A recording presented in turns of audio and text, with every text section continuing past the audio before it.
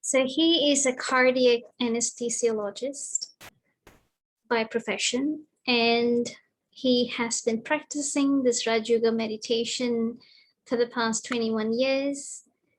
And he has experimented with the principles taught by the Brahma Kumaris to Raj Yoga meditation in his workplace, in his personal life, in his social life. So he's very well experienced in all aspects of life. And also Dr. Kanishtha, she is actually a former pediatrician from India. And she has a degree, a master's degree in public health from the Wayne University, Detroit, followed by a PhD in mind-body medicine from Saybrook University, Oakland. And currently she's doing research at the Augusta University in Georgia. So as you can see, in terms of profession, they are very, very, I would say they know the subject matter very well and what we're discussing today.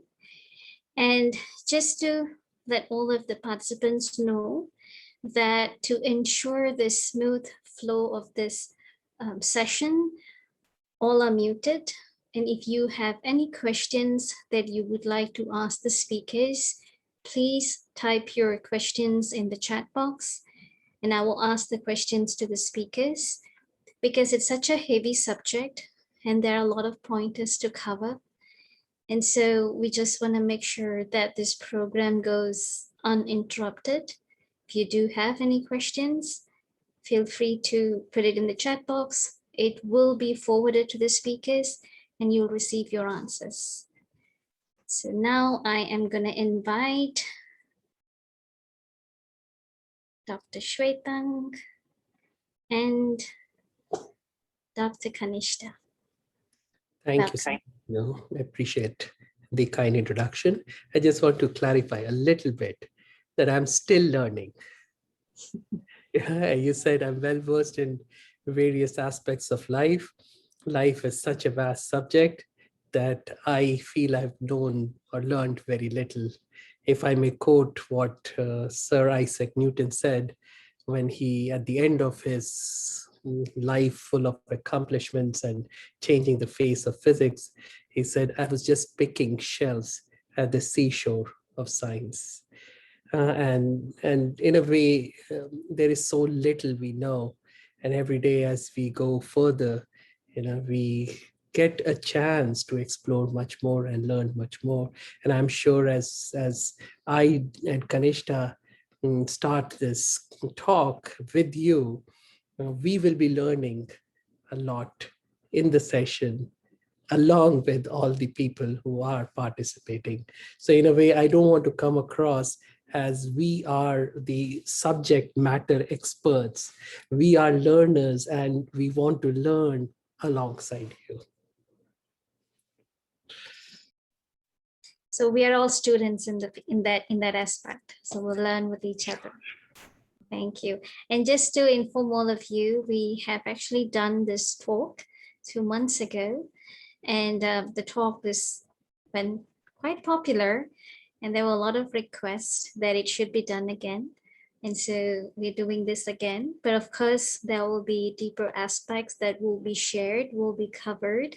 So for all of you who are here, you've taken your time, your Saturday evening time, and you're with us.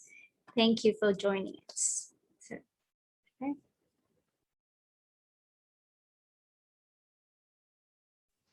So there were some questions that were formed. So I'm going to ask you the first question. What is addiction and what causes addiction? So who would like to go first? Kanishtha, why don't you take this and what we could do as we start? I know we did such a lovely meditation together as the music was going on, but we could take a couple of minutes of deep silence together. As a group, we could all come together to create a beautiful collective energy so that we all can learn, but not just learn, we can transform our lives. But not just transform our lives, but create such tremendous energy today, together, collectively, that we can help transform the world around us. And because look at the world today, it's really struggling, really suffering because of all the addictions which now are manifesting in so many different ways, as diseases, as illness. Yeah, and coronavirus is no different.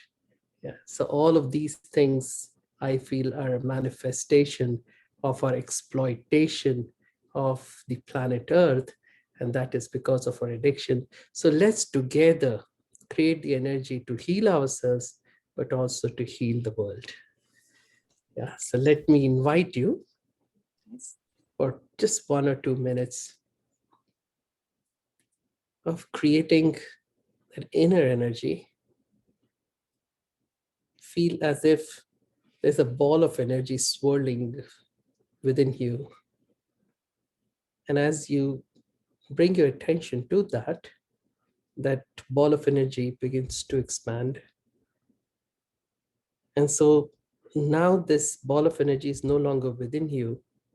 In fact, you are within this ball of energy.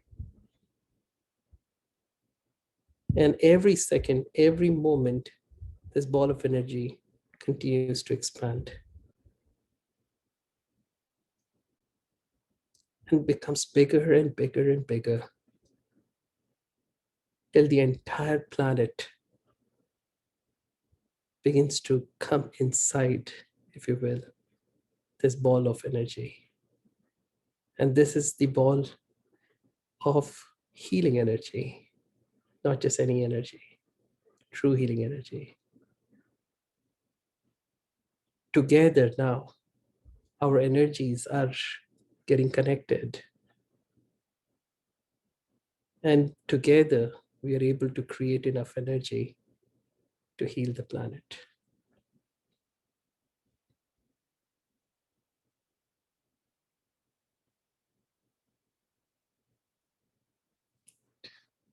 Thank you.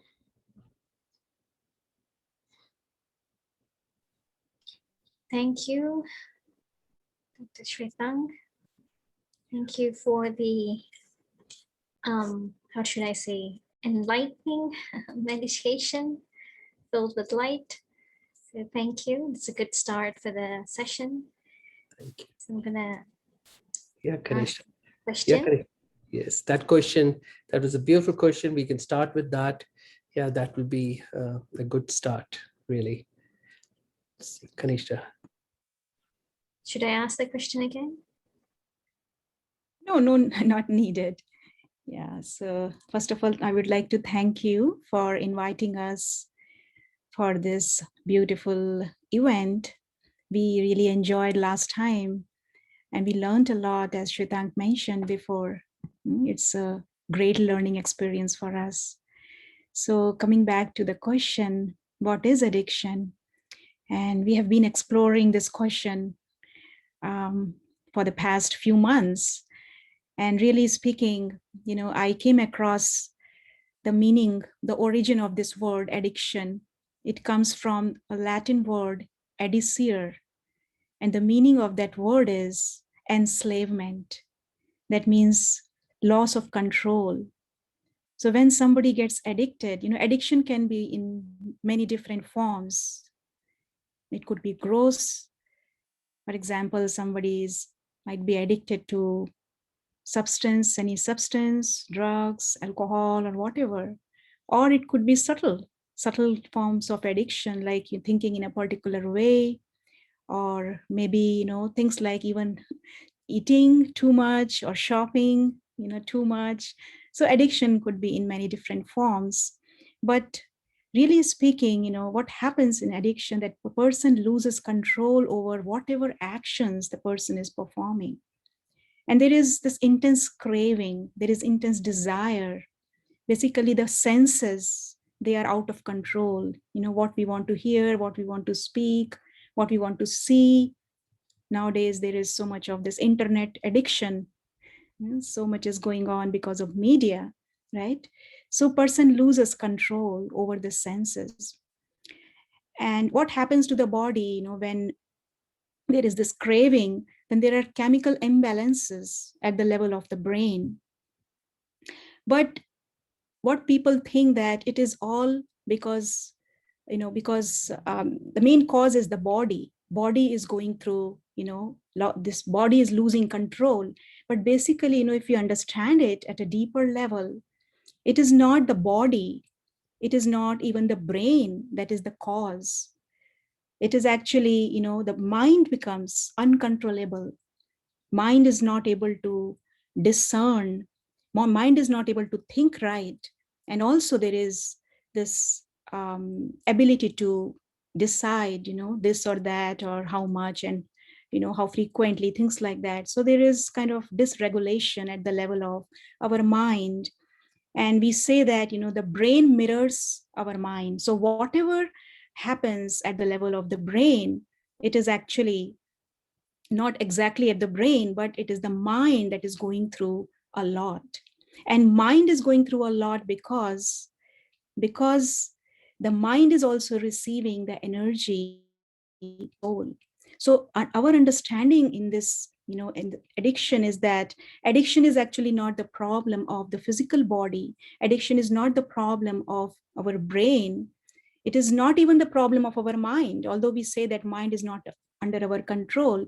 But really speaking, addiction is the problem at the level of the soul, the consciousness. So that is where we have to work. It's not just the physical body, but at the soul level, we have to intervene. That's the main cause of addiction.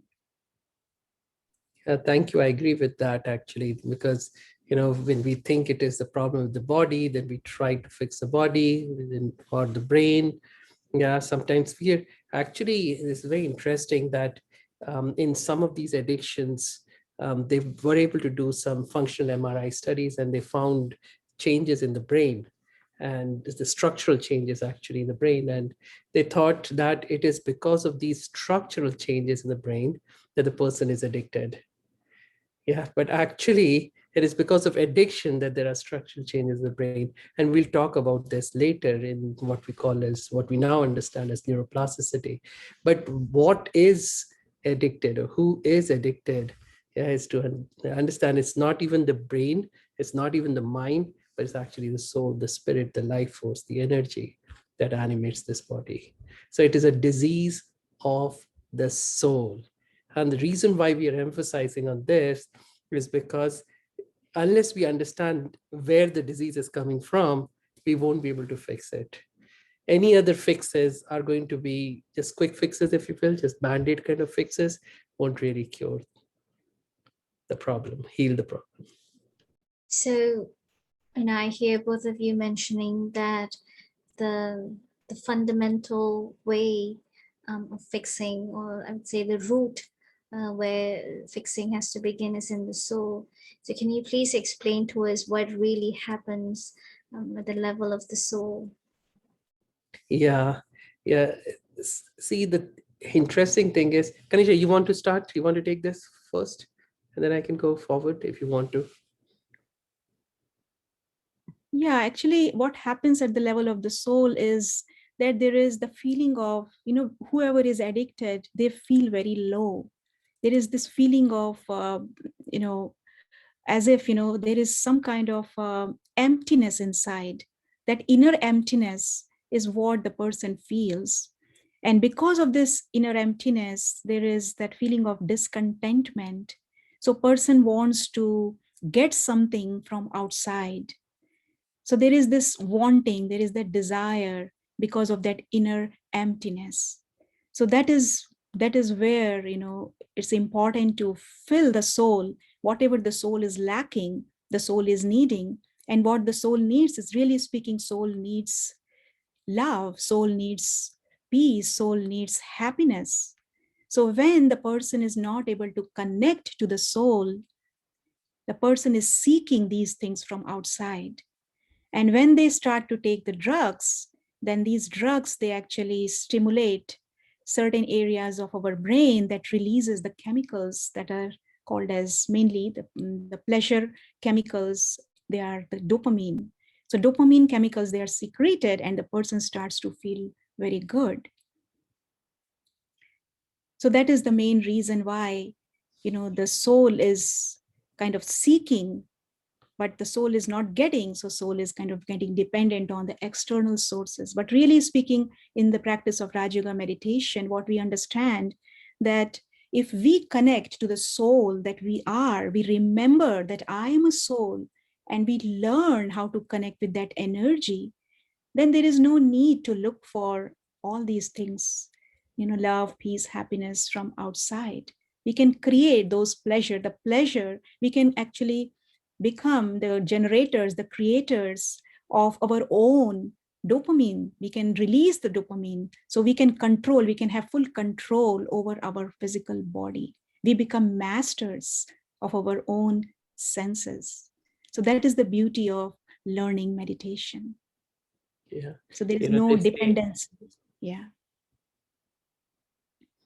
They say that nature abhors vacuum, abhors emptiness. So if you have an empty cup and you leave it outside in the garden, the next day morning it will be filled with water or dew or even maybe a tadpole or a frog or something like that. Something will go and sit in it.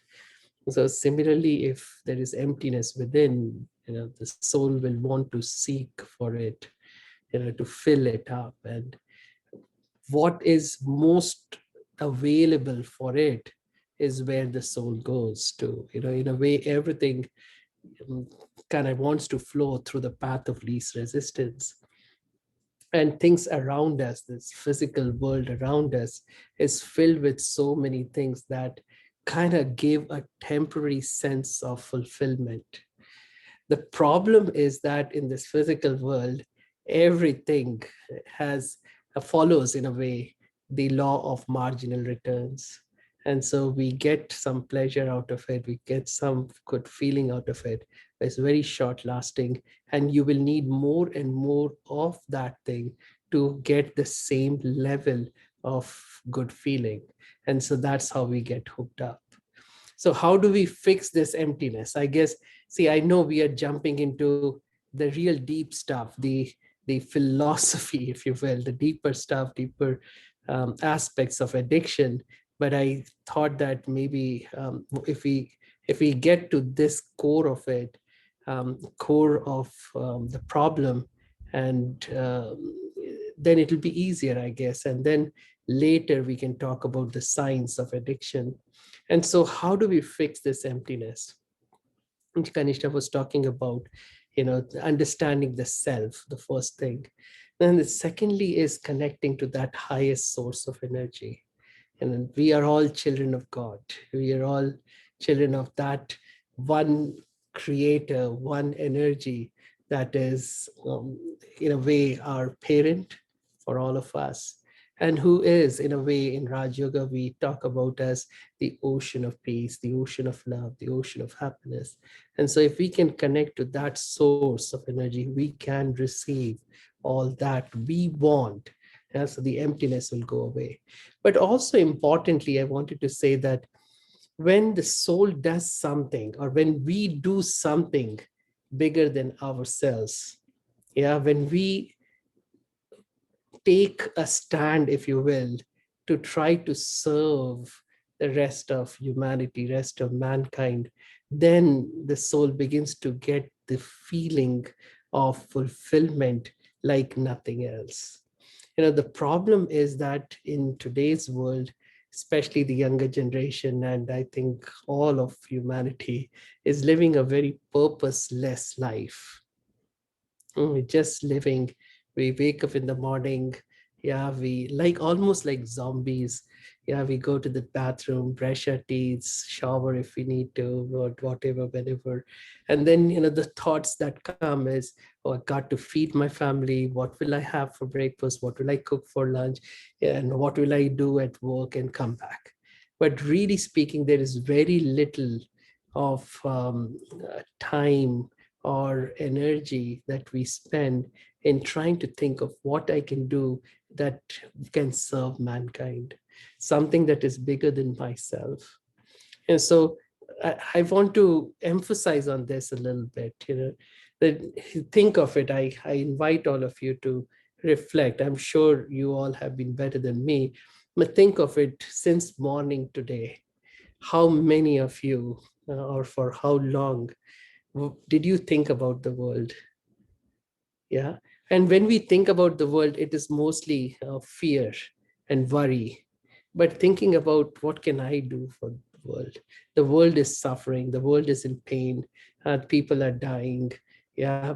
But how do we even think about that? Sometimes when we see or come to know our closest friends, our closest family members suffering, then there is a little bit of, shuffle inside. But if everything is going okay, yeah, it's smooth sailing, then we don't even take a moment to think about the rest of the mankind. So to understand that when we do actions which are elevated, yeah, and I want to touch upon a little bit of this law of karma. As you do, so shall you receive. And so when we do actions which are elevated to serve mankind, to serve the whole of humanity, then the soul gets fulfillment like nothing else can give. And then emptiness goes away. So maybe in a nutshell, I think you're saying service creates dopamine. Yeah, for sure. Yes. Yeah. More That's a beautiful dopamine. statement. Thank you. Yeah. It's a dopamine dominated service. Yes. See. Mm. See, the thing So is, no, the thing is that we have to even shift from the fact that I want to create dopamine within myself, and that's why I want to do service. Somewhere, whenever we are even engaged in trying to help others, there is still some intention, some motive going on of how it can serve me. But if we can rise beyond all of those things to at least some level of altruism, that I'm just doing it, in a way, happiness is not the end result that I'm seeking. Happiness becomes the byproduct. I'm just doing it, and happiness follows automatically into my life. That sense of fullness, the sense of fulfillment will automatically come. The more I seek for it, the more I run after it, the more it will run away from me.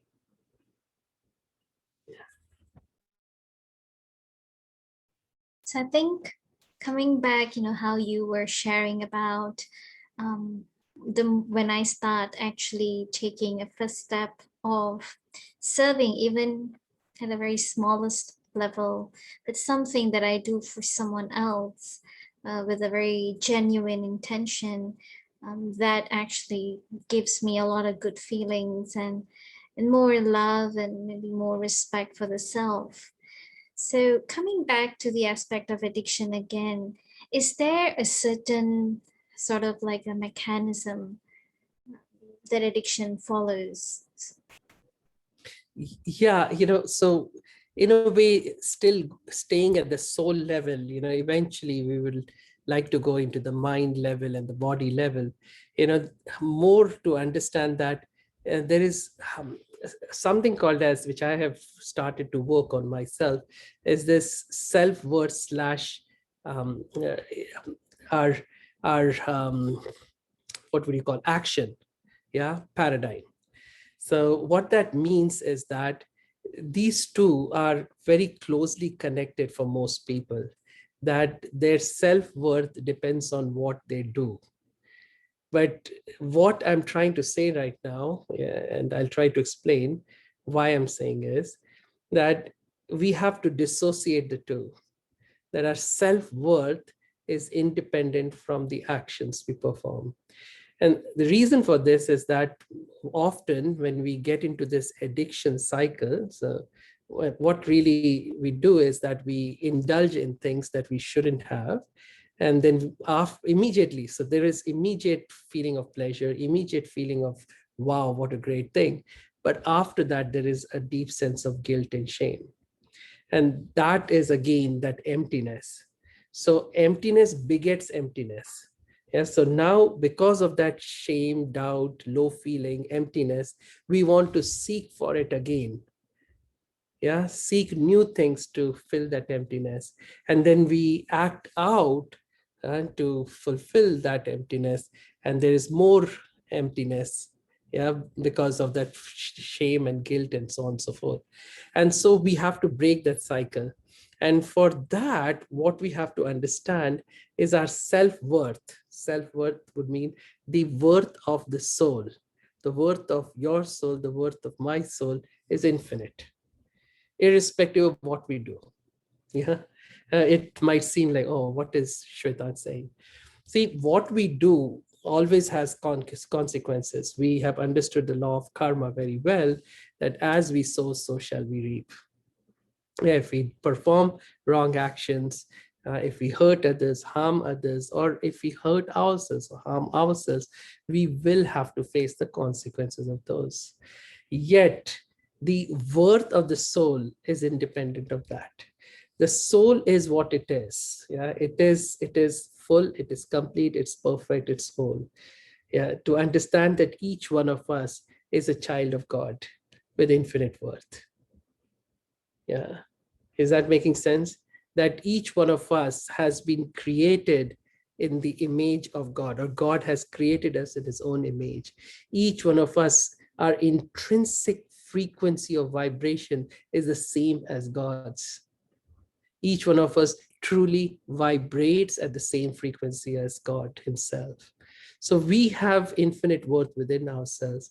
And just to explain this more, you look at a small child, a baby who has just been born, and this baby cannot do anything for you, right?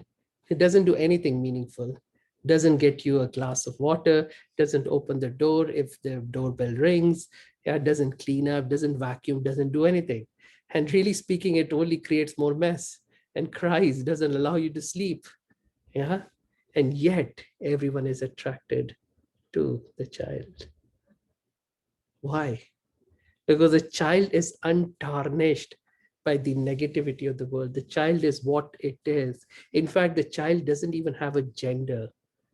You see, it has a sex, right? The physical, male, female, but doesn't even have an understanding of that. So no gender, doesn't have a religion, doesn't have anything that we think we know about ourselves. In fact, I'm really learning that all that I think I am, I never was, and I never will be.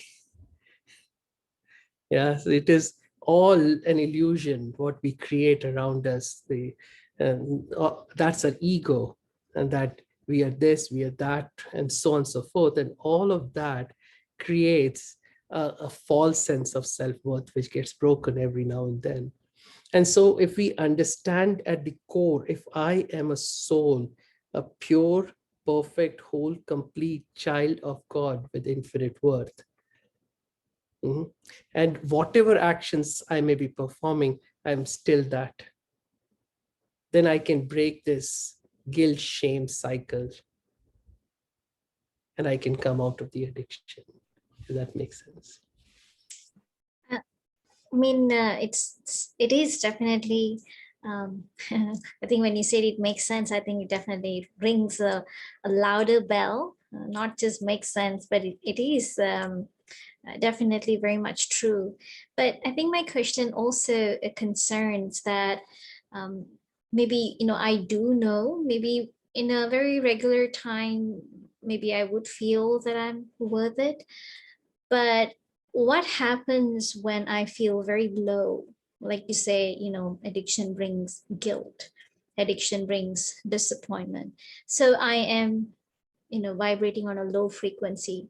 So sometimes I'm unable to see my worth. It's quite easy to be very critical about myself. I'm unable to see anything that's good or positive about me. What should I do then? Yeah, that's a lovely question, Sister Vinu. Kanishtha, would you like to take that? The soul body paradigm? We can talk about that at this point. Yeah. And also, if the person is feeling very low, it's also important to find meaning in that suffering. Yeah, That's, okay. If you want to talk about that, then we can go into, yeah, yeah, body. it's very So, important, so whatever type of suffering the person is going through, there is definitely a meaning to that suffering. So if the focus, instead of focusing on that low feeling, if the focus is turned towards, let me find out the reason, or maybe, we say that there is solution, every problem has a solution, right? There is solution to every problem. So if the person is going through a lot, person is feeling very low, then person, if he tries to find out what is there in in this suffering, that I can learn from this situation. So if the person is able to find meaning in that suffering, then the person will start to feel high again. Because it's like finding a treasure.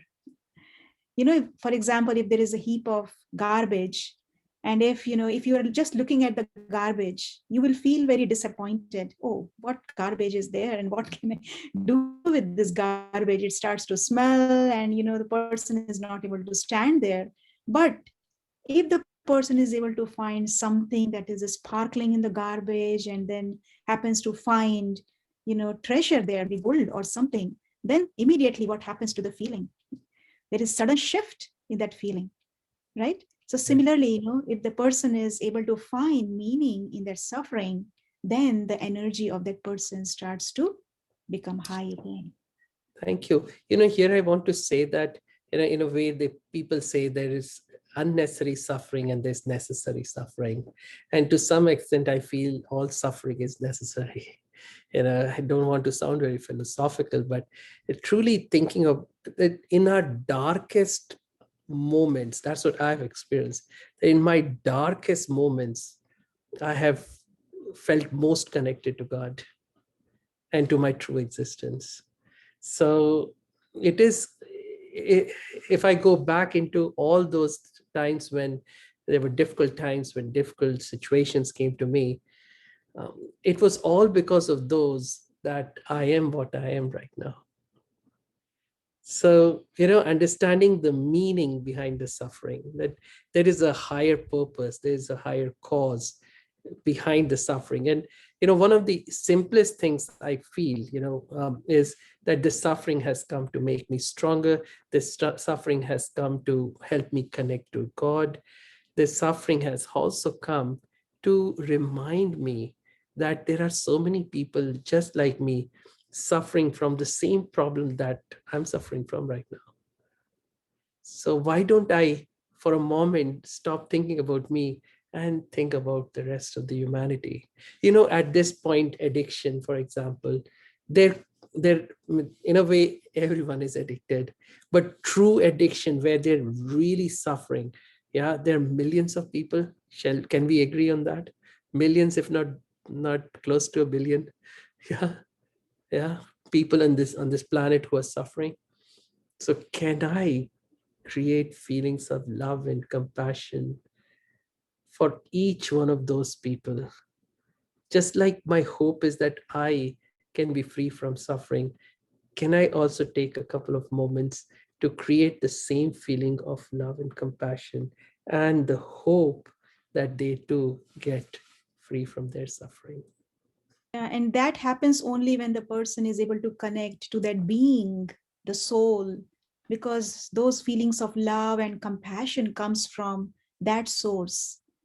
Connection with the self, connection with the energy, the life force, the being, and then also connection with the supreme being. So that is the reason, this is the reason why the emphasis should be on the spiritual self rather than the physical. And that is where we go in Raj Yoga meditation practice. So in a way, the physical self, like I always like to say, is limited. Yeah, and it is constantly changing. And both of which creates fear. And fear creates emptiness. Yeah. And as soon as you shift into the spiritual dimension of your existence, I, the soul, and soul is energy. The energy can never die. Its energy is indestructible, immortal, eternal. You become eternal and immortal right away as soon as you shift your awareness or your existence into the spiritual dimension. And in the spiritual dimension, there is unlimited experiences, there is unlimited potential. And so you can be anything and everything you want to be in this paradigm, if you will, in this dimension. So that's why, I feel the answer to addiction lies in spirituality. Yeah, that when we shift our consciousness from we, the physical form that we're so familiar with, the face that we love to look at, right? There's so much of self-love. We look at ourselves in the mirror, oh, what lovely eyes, what lovely this. Yeah, we are so obsessed with ourselves, the physical self. But then also the rest of the identity that has really not been something that we have known. It has all acquired. We didn't come into this planet or into this life as a Christian or a Muslim or a Hindu, or as an American or a Japanese, or whatever, or tall and short and nice and all these things, these different kind of identities and that we've created for ourselves are actually acquired. So if we shift from this physical dimension to the spiritual, then we can free ourselves from these acquired identities that are self-limiting and are constantly changing to an existence that is unlimited and is never changing, is always constant. And so the emptiness goes away. So there's a question in the chat. The question is, what about those who got attracted to addiction because as a child they were abused, bullied, beaten, raped even, and they are carrying all that pain? It is not just feeling low or empty, but it is also about feeling their past. So how do they deal with such situations, or with those baggages, trauma that the soul has been carrying for quite a while? So how do they deal with that? Right. Kanishtha, you want to answer that, and then I can take from there, or how would you like to? Yeah, basically, the past experiences, whatever, especially the experiences in the childhood, they are like our memory, right? So those memories, they are triggered every now and then. But what we are learning here in Raj Yoga is that we can create good memories.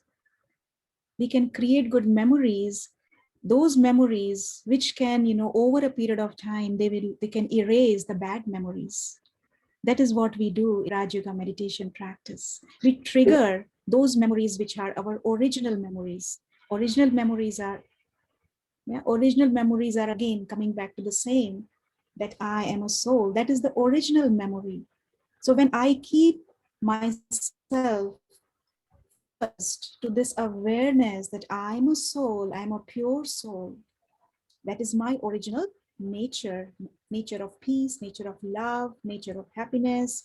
So when I keep connecting with that original self again and again, so I begin to create new memories. That is what people are now calling, in neuroscience, especially they have come up with this concept of neuroplasticity. When they are saying that you can create new pathways through new learnings, through new memories, through new experiences. It's not that whatever neurons, we have since birth, we cannot change them. Kanisha, before we go there, I just wanted to say that that aspect, pardon me, I don't mean to interrupt you.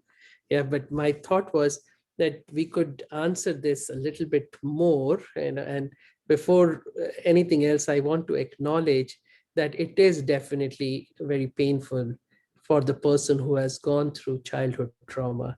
I acknowledge it, I respect it, and I appreciate what you have gone through, and you still carrying on. But now I the problem with all of us in a way is that we love to live in the past, and there is this whole spectrum of time, past, present, and future. The more we live in the past, the more we relive the past. Yeah, and in a way we bring the past into the present, and therefore we recreate the future based on the past.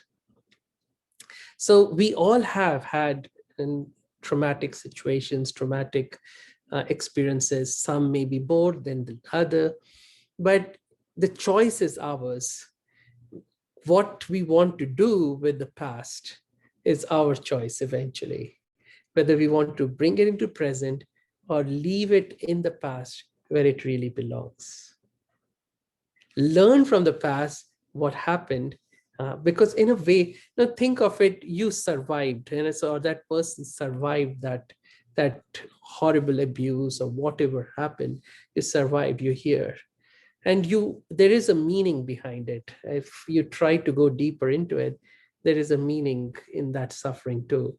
And so you suffered, look for the meaning, and now try to live that life of meaning. And that's how we can create a beautiful future for ourselves. If you have heard of this book, Man's Search for Meaning by Viktor Frankl, and these people who were taken as prisoners of war or prisoners, and put into these concentration camps, where the kind of suffering they went through, their family members were being killed, shot, thrown into gas chambers, the kind of disease and hunger and depression and desperation and frustration that they all went through.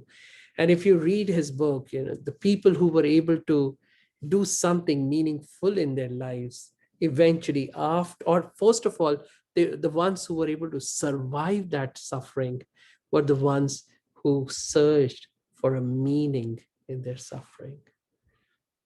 So if we too take a quick moment to, every now and then, and that's why the practice of meditation is important. Every day, sitting with yourself, understanding the self. In a day, there's so many things to do, right? That's our life. But if we take out some time to reflect on what has happened, what is happening, and what we need to make for our future, because see, we are the ones who are creating our future by how we respond to what is coming to us in the present. And if we are bringing the present into the moment, into this, the past into the present moment, we're reliving the past, like I said earlier. And so we are creating a bad or negative future for ourselves. So we have to stop that cycle at some point, see?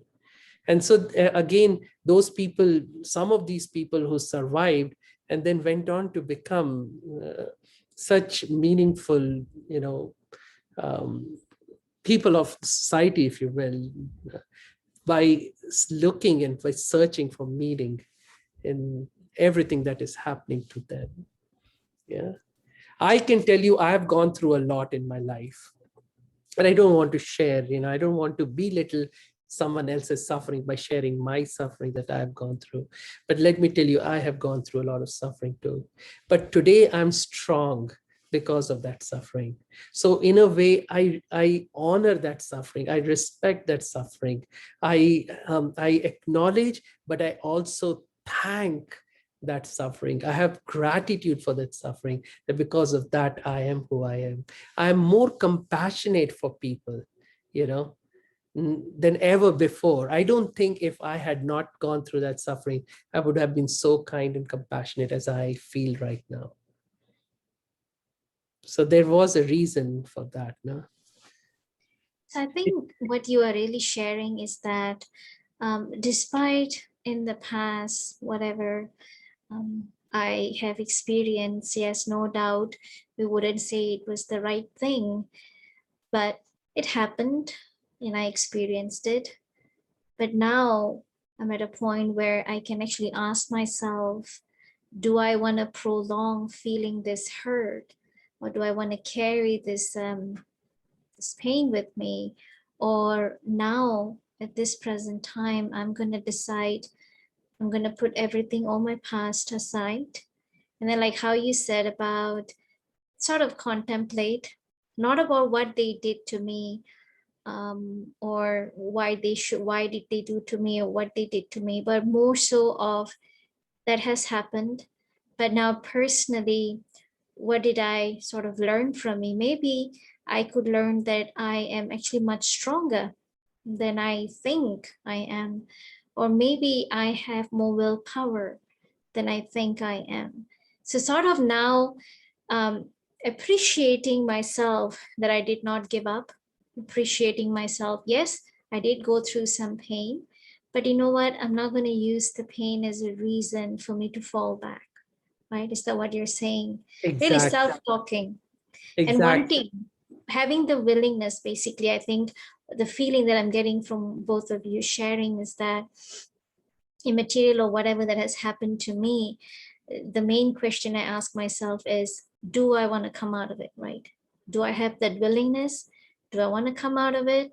Or am I already comfortable in that misery? Exactly. See, there is this nature nurture concept, there could be two people who may be going through the same kind of a situation, and two people can suffer at totally different levels. For one person, the same problem could create this little bit of suffering, but the other person, the same problem could create a whole lot of suffering. Sometimes there's little pain, lot of suffering. There's a lot of pain, but very little suffering. So it's all up to us how we perceive things and how we then handle these. So also I want to say that, sometimes there is now Kanishtha has actually, I would let Kanishtha talk about it. There's this PTSD, Kanishtha, versus PTSD, or your research. Would you like to tell people about that quickly? And this was not something we thought we would be talking about, but I think that's a great thing to talk about at this point. Yeah, so you must have heard of this word post-traumatic stress disorder. Yeah, so when person goes through a lot, in maybe some kind of situation, maybe after coming from war, or something happens in their lives, then they go through, they kind of relive the same things over and over. The past comes in their minds and they kind of experience the same things. That's called as post-traumatic stress disorder. But there is another term that they have come up with that is called post-traumatic growth. And that happens. Spiritual growth, Spiritual growth, yeah, PTSG, post-traumatic spiritual growth. And that happens when something happens in life. For example, if somebody gets diagnosed with cancer, so that cancer comes to them, for a change, like a blessing for them that helps them to grow. So for some people, they take it in that way, that cancer is a blessing for me, and then they start to grow. But in other cases, people, it's their choice. So if they see it as a blessing, then they kind of grow further. But if they see it as a loss or as something that has come, to them, because of their bad karma or whatever, So then Kanishtha, one second, hold on. So not just about cancer, we're talking about trauma, right? The childhood trauma. So I was just Somebody giving the example of cancer, but it is not just cancer. That was just an example. But it could be anything, childhood trauma. It could be anything, any kind of. Just to compare apples to apples. So it's the same trauma. Some people, we have seen it over and over again, that they have gone through the same trauma. Yeah, two different people, and one ended up with PTSD and the other ended up with PT, spiritual growth. So it's all our own mindset, and it's all how we perceive things. We can use that thing as a means for our growth. Yeah, if we try to look for the meaning in it, yeah, we see, oh wow, can be a blessing for me, then it will lead to a growth. Oh, this was a curse for me, it will lead to a PTSD and total, I don't know, failure and disappointment and all of those negative things, right?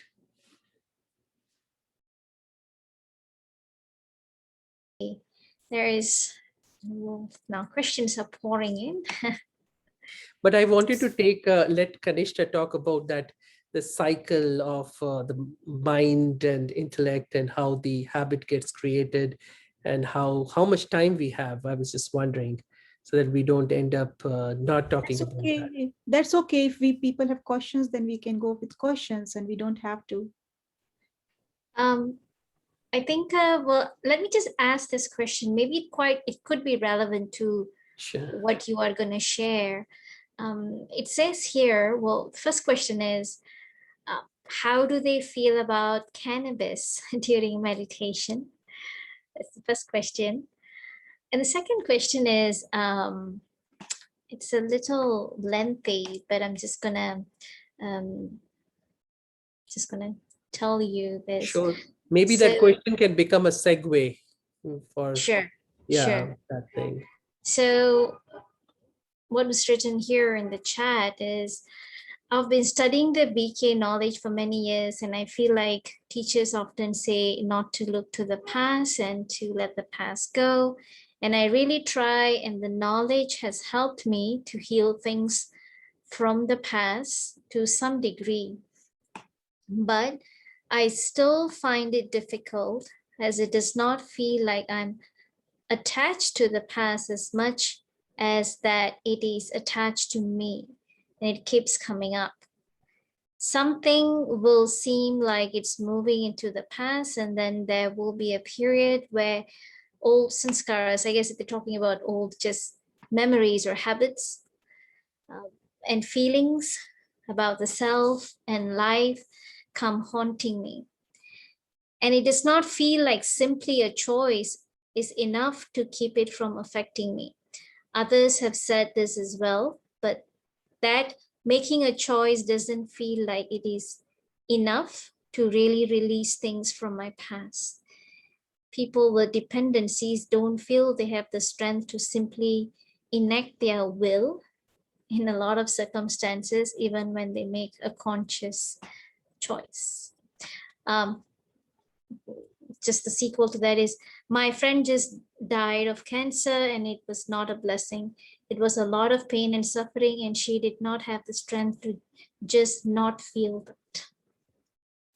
So No, I it. respect that. And it takes a little bit of time to really go within and try to find the meaning. At the superficial level, we can all continue to suffer, but that's not how life was designed to be.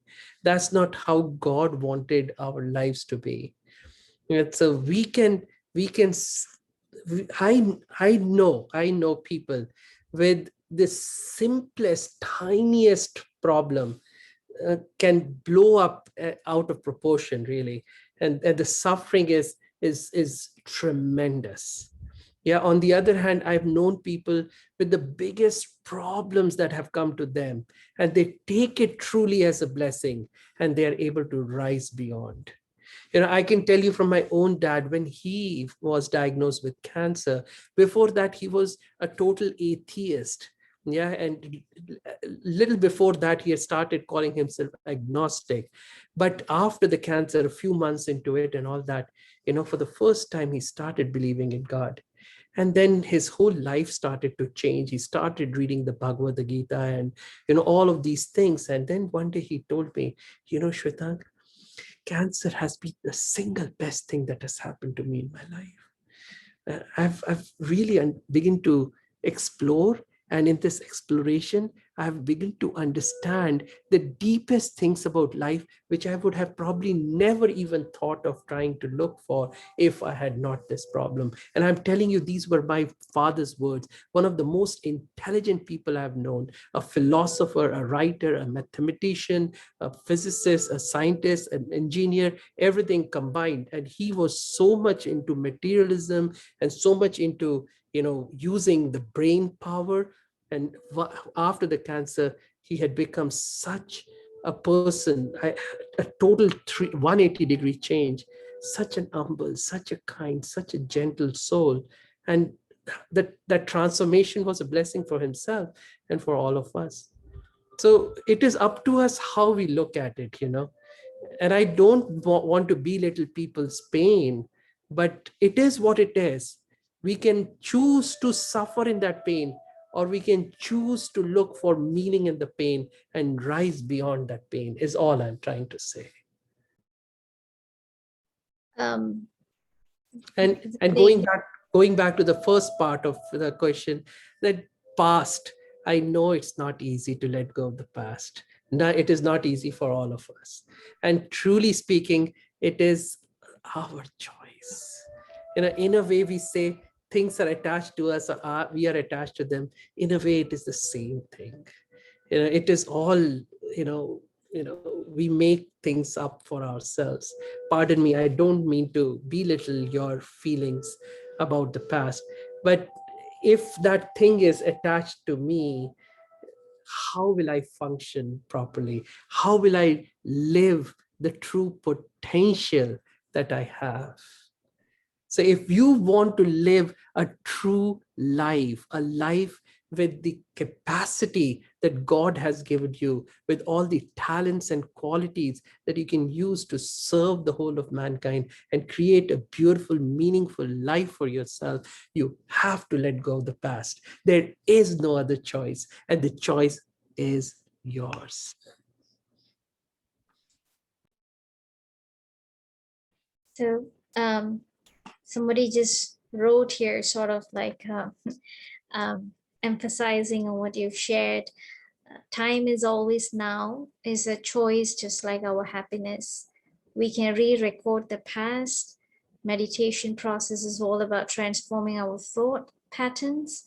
And with the knowledge of the universal consciousness, we come to realize everything that has happened to lead me to where I want to be, which is right here and now. Um, one one was it was just one sharing that happened just prior to what I just read. This message was referring back to the same question of the soul that asked about the friend who actually lost the battle in cancer. My friend believed in God, and it was not the best thing that happened to her. It may not be realistic to expect everyone to have your father's experience. Yeah, again, the choice is ours. I once more want to say, I know it's not realistic, but it is neither realistic to suffer. Yeah, the choice is ours. We can choose to suffer for as long as we want, as much as we want. And we can choose to rise above the suffering and experience a beautiful life for ourselves and for others. The choice is ours. And so we can move on. I think this comes with a little bit of time for me to. These things didn't make sense earlier, but through my suffering, I came to know. There was a time in my life too. I said I refuse to suffer anymore. End of the story. I refuse to suffer anymore. I refuse to allow the forces of the around me, the negative forces, to create a suffering within me. And I then was able to transform my life to serving and living my full potential. Yeah, that's all I can say to inspire all of you. But going to that question about cannabis, Kanishtha, would you like to take that? Yeah, that we have this inner pharmacy, right? We can create the same thing ourselves. Do we need cannabis? Like I said before, we don't have to depend upon the external sources to release these chemicals. We can create our own dopamine just by working on our thoughts, just by training our mind what type of thoughts to create and how many thoughts to create. If we train our mind in the right direction, then it becomes easy for us. And this is what we continuously practice, in Raj Yoga meditation. Raja means king and yoga means connection. So we kind of remind ourselves that I am a master of my own mind. I'm a master of my own feelings. I'm a master of my own emotions. So whatever situation comes in my life, it is up to me how I respond. If I remember that I am a master, then irrespective of any situation, I'm able to handle that situation, with courage. I won't be suffering then in that moment, because if I am suffering, that means I am not a master anymore. I'm a slave. Slaves suffer, right? Masters don't suffer. Masters, the king, they're seated on a throne, but it's the workers, who have to really do everything. So if I kind of change my consciousness and I kind of remind myself again and again that I'm a master, the problem has happened over time because of this forgetfulness. We had forgotten our original identity, that we are masters, we are not slaves. And because of this forgetfulness, all the problems started. So when we start to practice this Rajuga meditation, we kind of bring that memory back that I am a master. And from that space, when we start to perceive things in life, then everything becomes easy for us and everything seems to be under control. Yeah. There's one question. One other question is, so addiction is a very powerful behavior. What is the essence of understanding and changing this behavior? Kanishtha, I guess that will help you go into your habit cycle, and maybe you can. Do you want me to share the presentation? Yeah, you can share that picture where we have the consciousness, the three aspects of consciousness that will help to understand. Yeah, so we can maybe start from here. It's very important to understand our relationship, the relationship of the soul and the body. What is the right relationship between the two? As you see here in this picture, the person is riding this horse, but you can see that something is missing. Yeah, what is the missing thing here in this picture are the reins. So as long as the person is just sitting, the person is, maybe you can see this person as a soul. This is the soul who is riding this horse. That's the body. You see the sense organs there, eyes, ears, nose. So these are the senses. So if the person has no reins, that means there is no control over these senses. When there is no control over the senses, and especially if there is some kind of stress out there, as you see the hand, there's influence coming in life, then if the control is not there, then it's very easy for the person to get distracted. So soul without control over the senses is subject to influence. This is not the right relationship. If you see the next picture, can you bring the next picture? Can you please bring the next picture? Yeah. So here you see all the senses are under the control of the soul, the master. The master is able to have control over these physical senses. So when that mastery is there, then there is no problem. There is no addiction. Addiction happens because we lose this control. And in Raj Yoga meditation practice, this is what we work on, that I am a master. The soul is the master of this physical body. Shall I go ahead? Yeah, please. Yeah, because we don't have that much time, so we can let's talk a little more about how the soul functions. Soul has these three kind of, maybe we can say that these are the workers of the soul. So the mind, the intellect, and the sanskaras, all these three together, they work for the soul. Soul works through the mind, through the intellect, and through the sanskaras to operate this physical body. So there is dynamics amongst these mind, intellect, and impressions. So maybe next slide you can share. Yeah, the dynamics of consciousness, we can understand a little bit more about these three here. As you see here in this picture, you see a line, a dotted line. So this dotted line, above this dotted line is I, the soul, and below this dotted line is my body. You can imagine, there's distinction between the soul and the body. Although they are together, both soul and body, they are like, they're living together, but they are distinct from each other.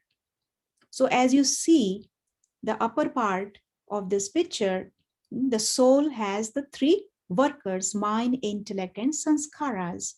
So if a thought comes in the mind, somebody is creating this thought, okay, I need to do this, whatever, maybe I need to smoke, for example, because we're talking here about addiction.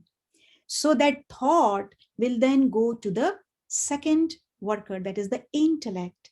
And the main work of the intellect is to decide, to judge, to discern, to discriminate. Whatever thoughts they come from the mind, it's up to the intellect to decide. If the intellect is strong, if the intellect is working properly, then it will make right decisions.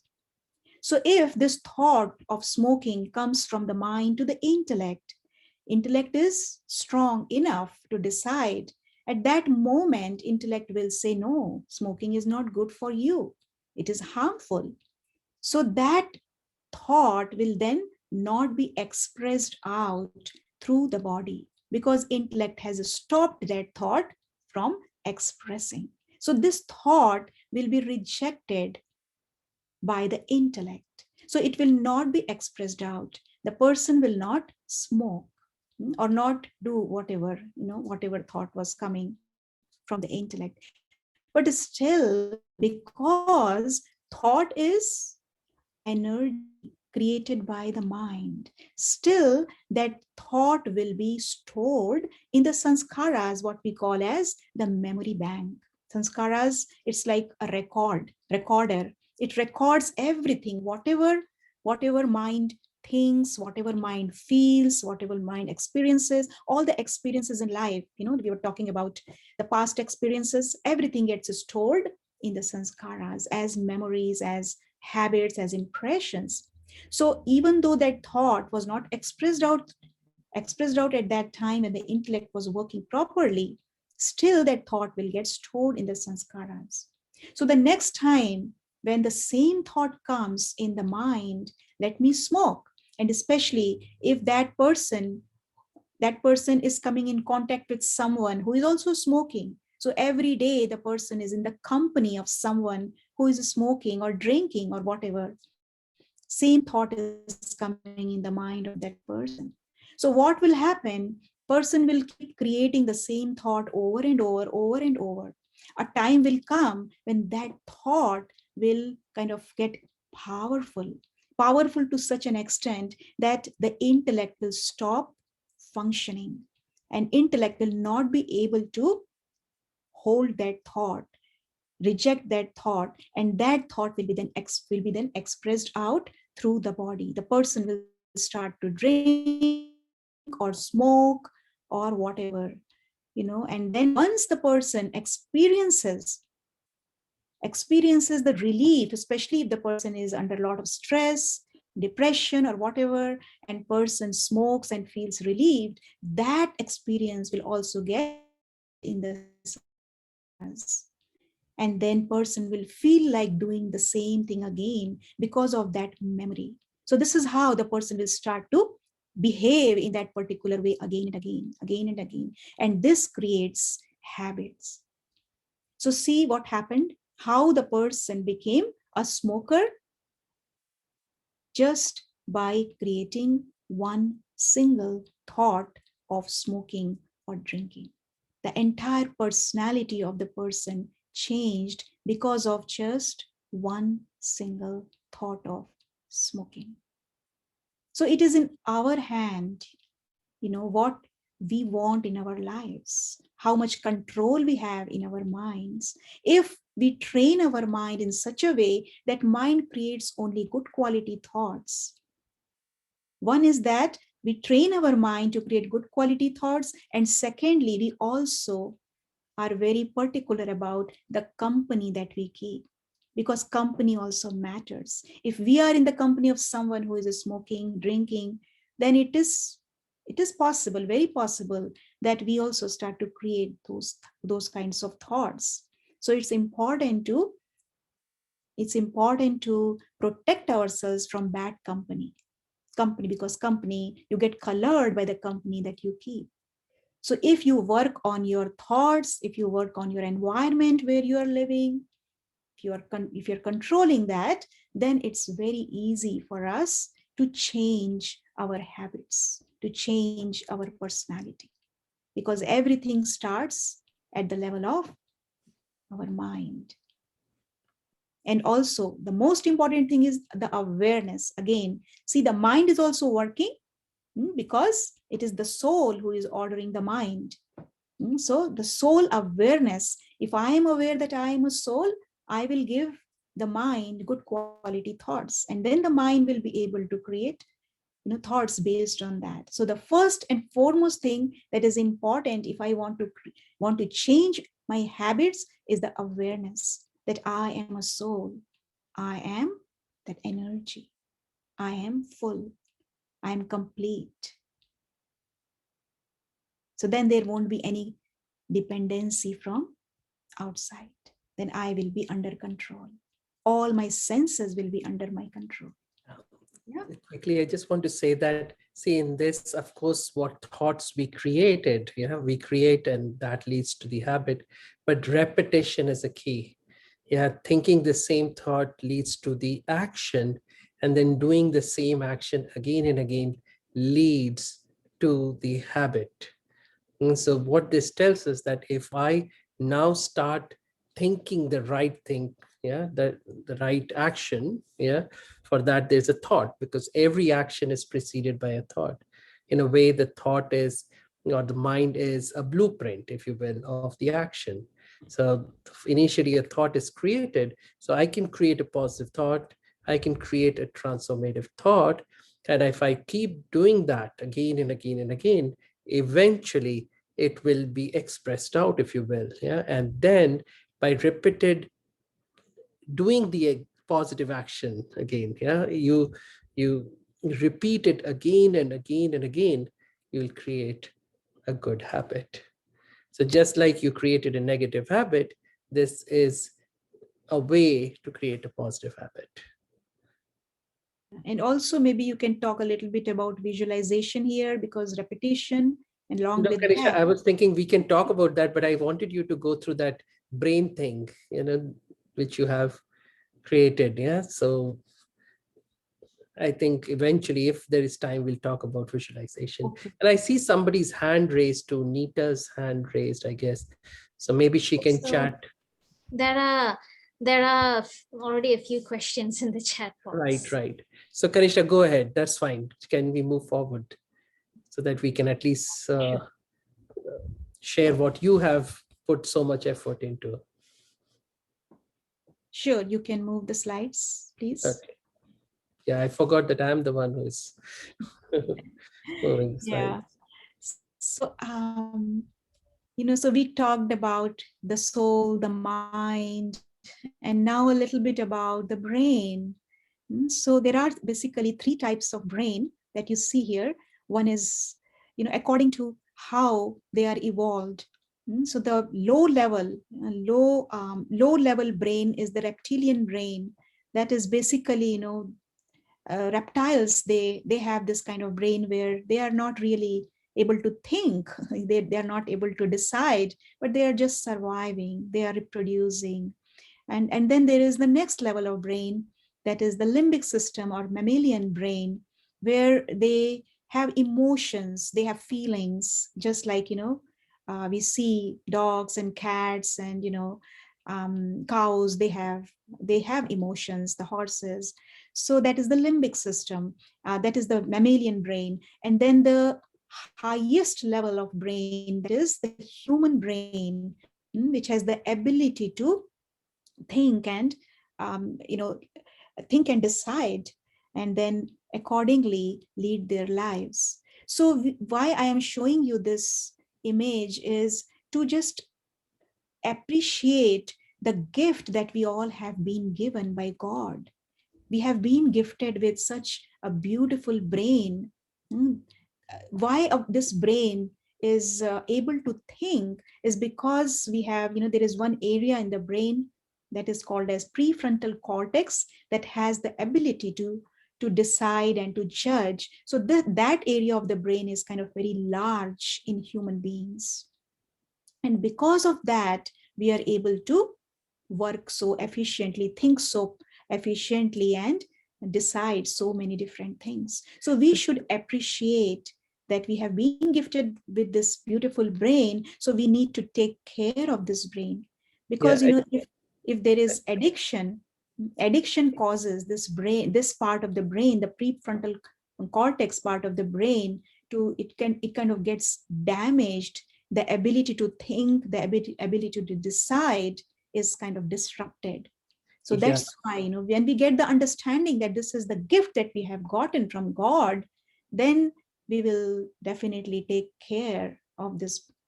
right. I just want to clarify a little bit.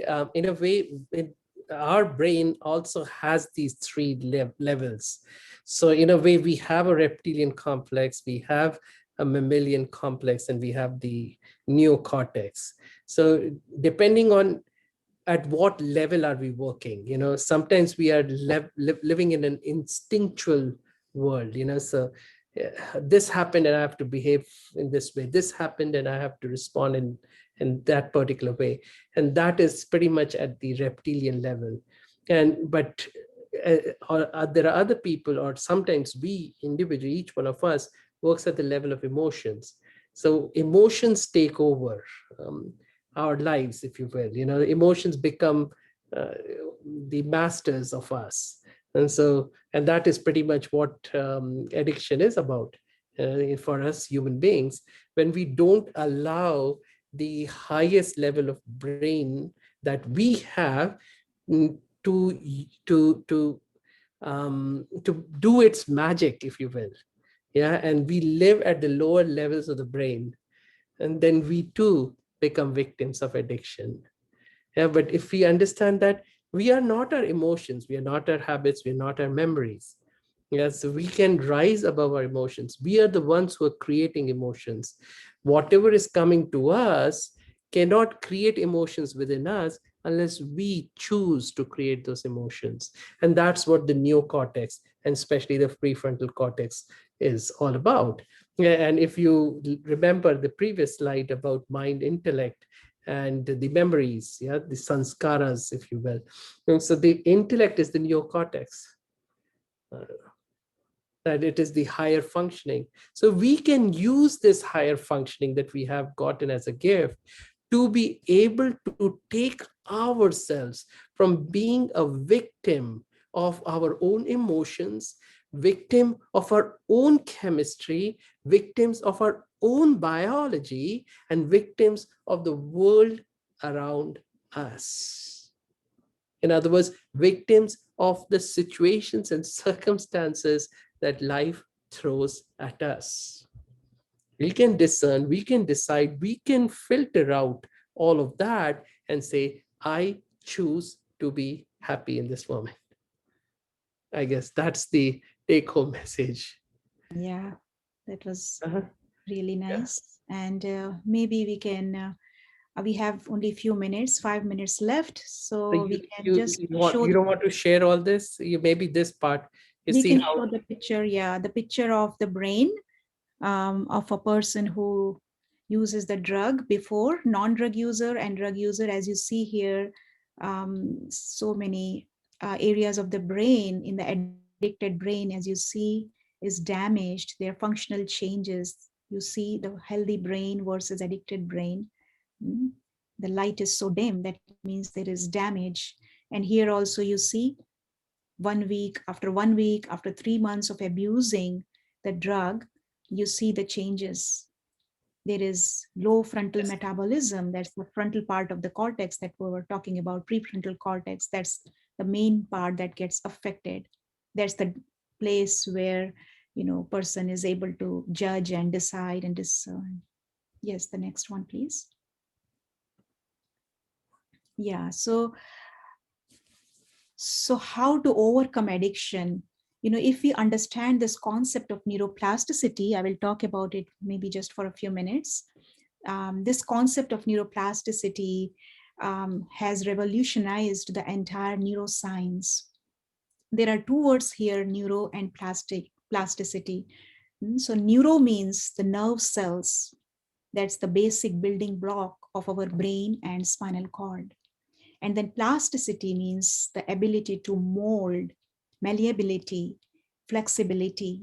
So that means the brain has ability to adapt, ability to change, adjust. Initially it was thought that after a certain age, brain cannot create new neurons, brain cannot create new nerve connections. But later on, it was seen that brain has the ability to change, and these changes happen in response to new learnings, in response to new experiences, and in response to the thoughts that we create. So if we start working on our thoughts, then we can create new pathways. As you see here in this picture, if we continue to create good quality thoughts, then over a period of time, so this is like a pathway that gets created. For example, if you're walking on a trail every single day, you're using the same trail, then it is very easy for you to see the direction because the path is already formed. But if you don't use that trail for some time, maybe the grass will grow in that area, and then you won't be able to trace it after some time.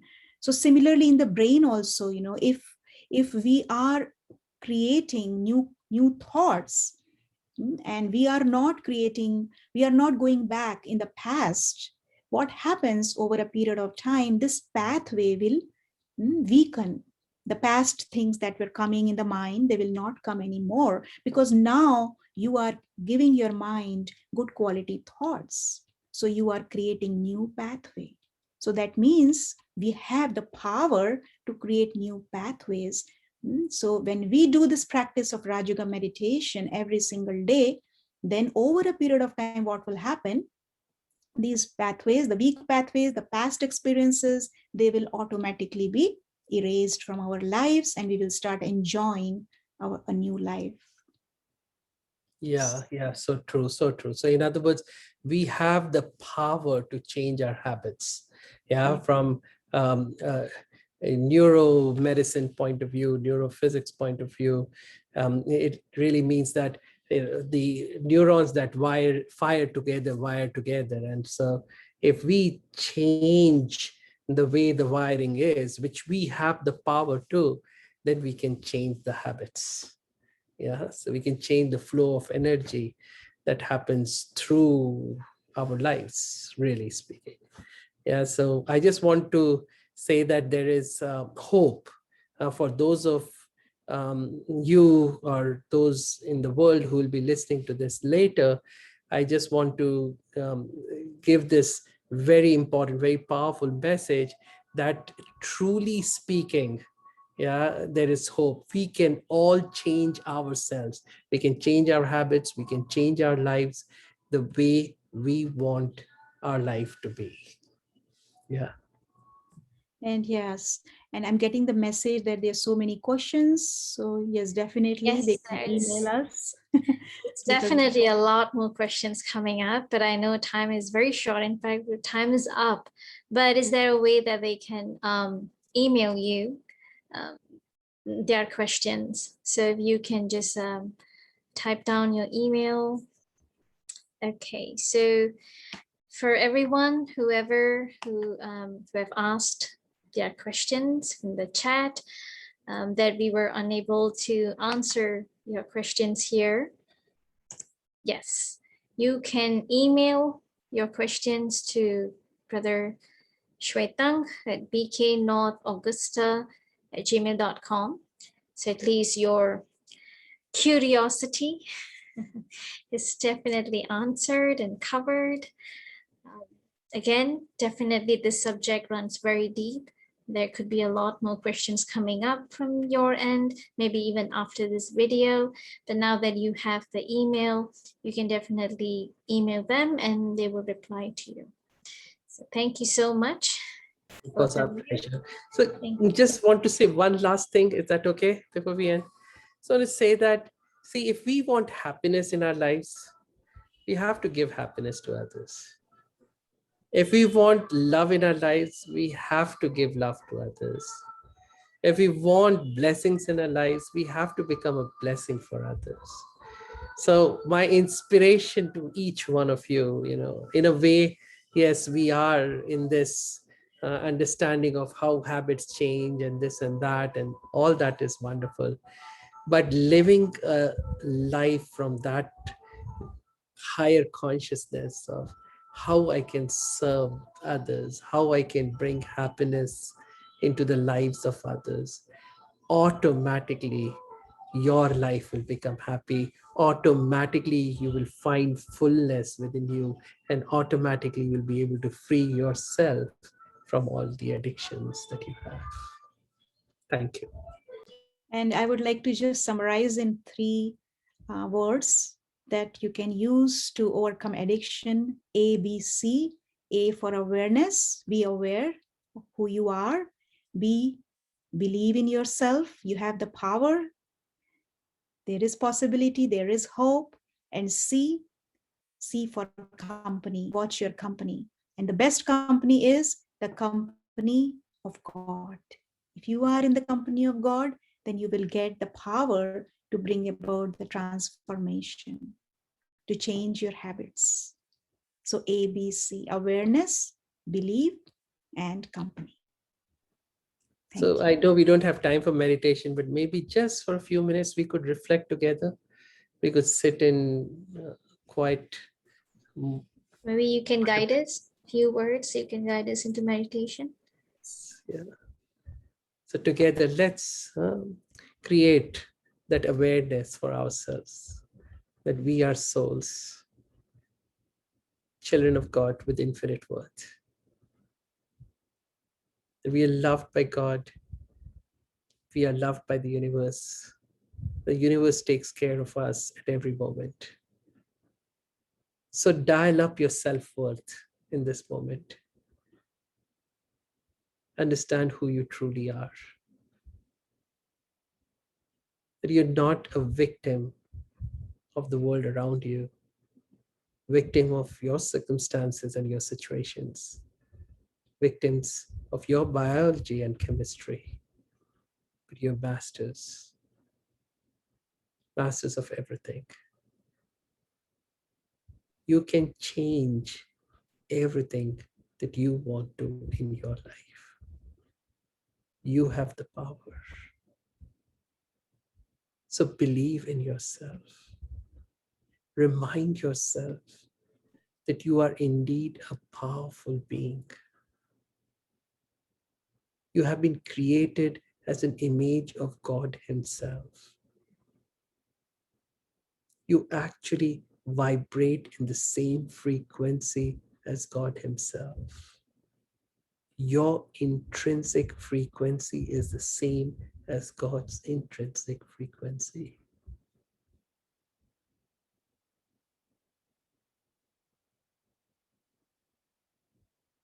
See how amazing that feeling is.